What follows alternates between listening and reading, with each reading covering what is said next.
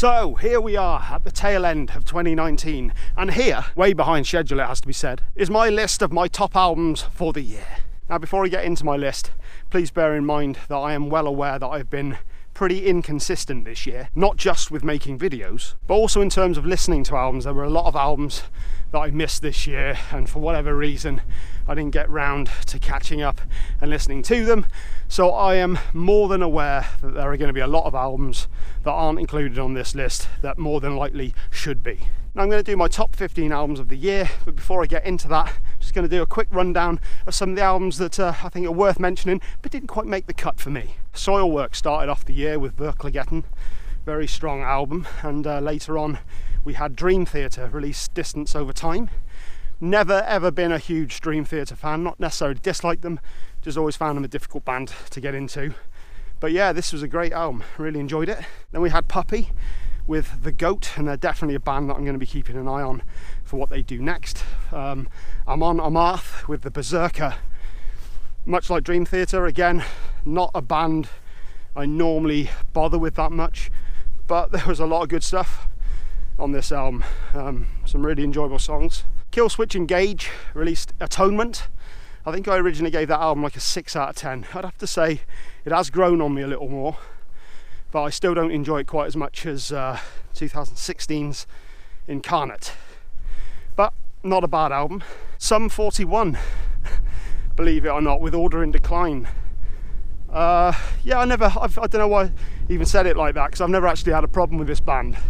Of all the more pop punk type bands out there, they were always that band that I kind of preferred out of all of them. And yeah, there's some great stuff on this album. Really enjoyable album. Another album that I very much enjoyed was The Raconteurs with Help Me Stranger, Jack White of course. Some fantastic stuff on this album. Very enjoyable indeed. Sabaton with The Great War. Not a power metal fan, never really have been, but there were some huge choruses on this song that were undeniably good, undeniably catchy. Lacuna Coil with Black Anima, a real nice mix of heavy with catchy. I love the difference in the male and the female vocal, the aggressive with the more melodic, and yeah, it was a great album. Cattle Decapitation with Death Atlas. This really probably should be in the top 10.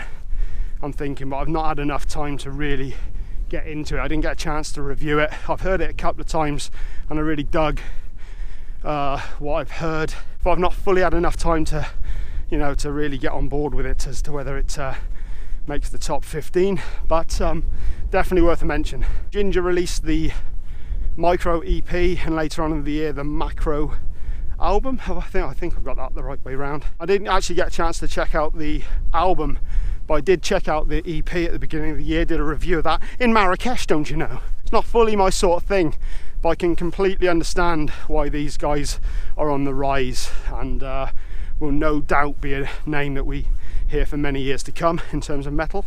Bring Me the Horizon with Ammo. I really enjoyed this album. Of course, nowhere near their deathcore or whatever they started out as. Very pop induced album, this one, but I think it worked really well. I thought there were some great songs on this album. Chelsea Wolfe with Birth of Violence. I thought for a while that this might make it onto my top list, but after listening to it a few more times, it's I've listened to it less than I thought I would. I've given it less repeated listens than I thought I would, but still a strong album. And lastly, Swallow the Sun with When a Shadow is Forced into the Light. Very good album. Came out I think it came out at the beginning of the year. I did a bit of a mini review of this one. I think I did a 2-band review. First ever, or maybe not. Whatever, check out that if you want. Let's get into my top 15.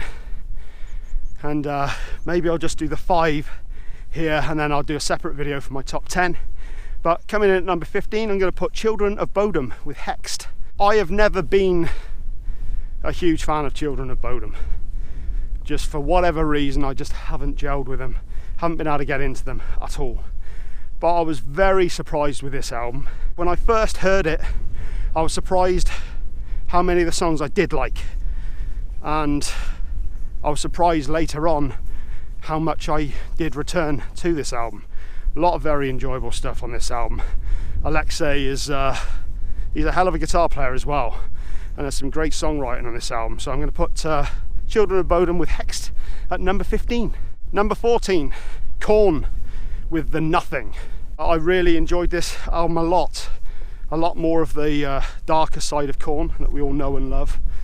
It was kind of a culmination of everything they've done, actually. You had throwbacks to the first album and everything they've done since. Cold is a really heavy song, some amazing heavy riffs in there.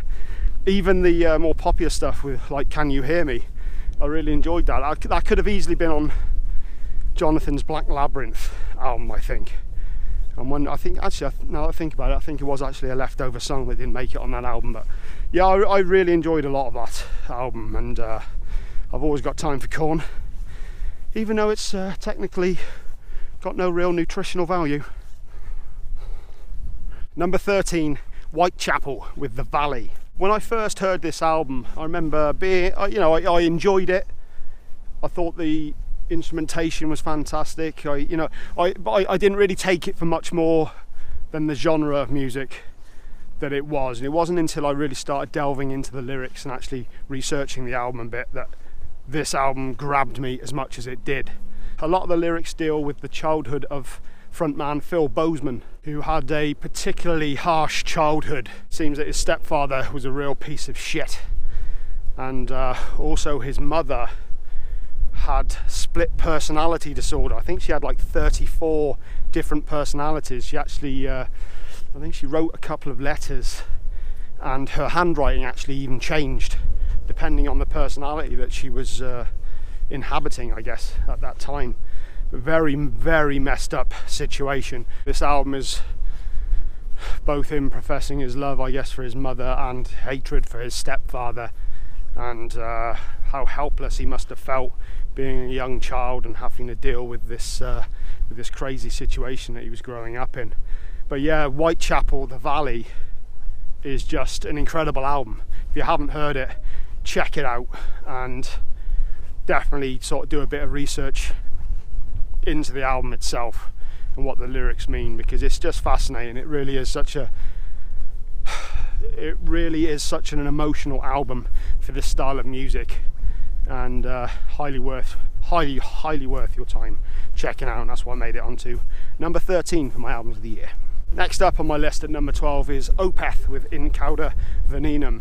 Opeth don't do shitty albums, and this one was no exception. Pretty much gone are their heavy riffs, and certainly gone are the death growl of Michael Ackerfeld.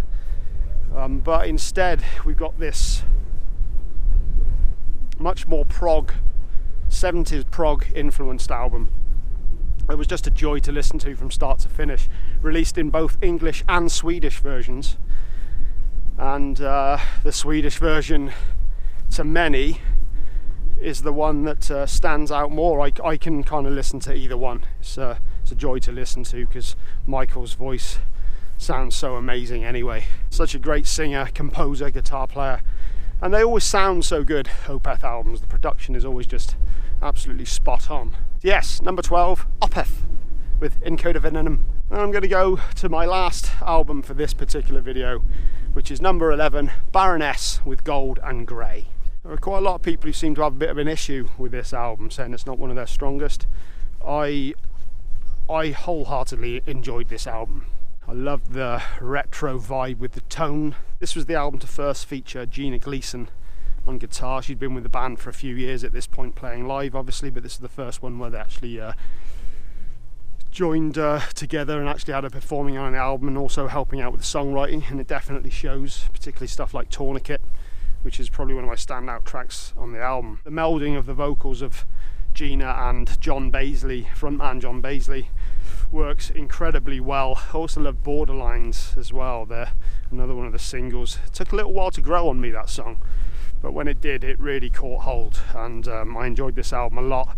Very strong album, and I'm really curious to see where they go with the inclusion of Gina now in the future. Great album, and that's my number 11 pick for the year. And I think because I've waffled on so much at this point, I'm gonna call it quits there, and I'll do a separate standalone video, won't that be lucky, for my top 10 of 2019. So yeah, we're getting through these damn lists. I shouldn't say it like that, it's always a joy to speak to you people. Yeah, I'll be back in a few days with my top 10 of 2019.